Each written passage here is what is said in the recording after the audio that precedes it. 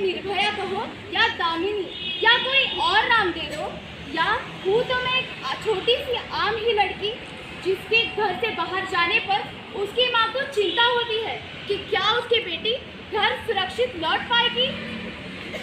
आप लोग लक्ष्मी, सरस्वती, माँ, काली, दुर्गा इन सभी रूपों से नारी को पूछते हो ना, फिर आज इस युग में नारी को एक स्त्री को अच्छे से इस संसार में क्यों इस तरह से सिर्फ नारी को शरीर ही देखा जाता है। संसार में नारी को केवल नारी एक भाग करके ही क्यों देखा जाता है। नारी एक ऐसी स्त्री है जहाँ संसार को जन्म देती है।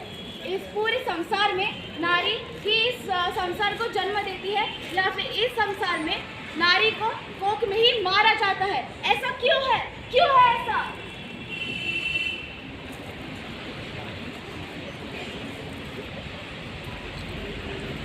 तू समझती क्यों नहीं? मुझे केवल एक लड़का चाहिए, और पहले से ही एक लड़की है, अभी फिर से दूसरी लड़की। मुक्ति पाओ इस मुसीबत से, मुक्ति पाओ। अरे क्या हुआ बेटा? अब क्या कर दिया इस कलमुही ने?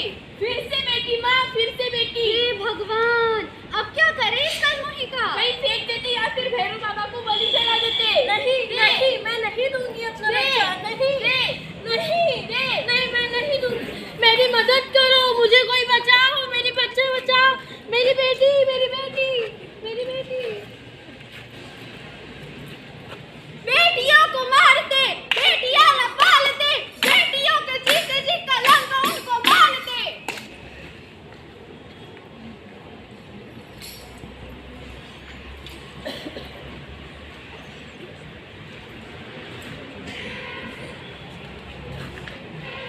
बड़े बदतमीज हो, शर्म नहीं आती?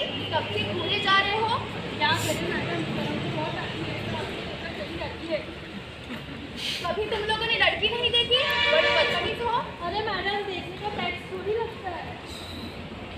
लो कर लो बात, अब ऐसे तो लोग तुम्हें देखेंगे ना। दूसरों की बेटियों सम्मान करना पाए जो, घर के बहन और बेटियों की लाज क्या कर पाए वो। श्रोताओ, हम सब लोग आपके सामने ऐसे प्रश्न लेके आए हैं जहाँ इन संसार में किसी के पास कहीं उत्तर नहीं है। हम यह प्रश्न लेके आए हैं कि इस युग में भी, इस कलयुग में भी, आज इस दौर में भी क्या लड़कियां लड़कों से कम है, या इस दौर में लड़कियां सच में लड़कों से आधी है या फिर कम हो चुकी है। क्या समाज को लड़कियों की जरूरत नहीं है? तुम्हारी बेटी को कोई अगर छेड़े तो तुम क्या ऐसे ही देखोगे? क्या लड़कियां सच में बोझ होती है?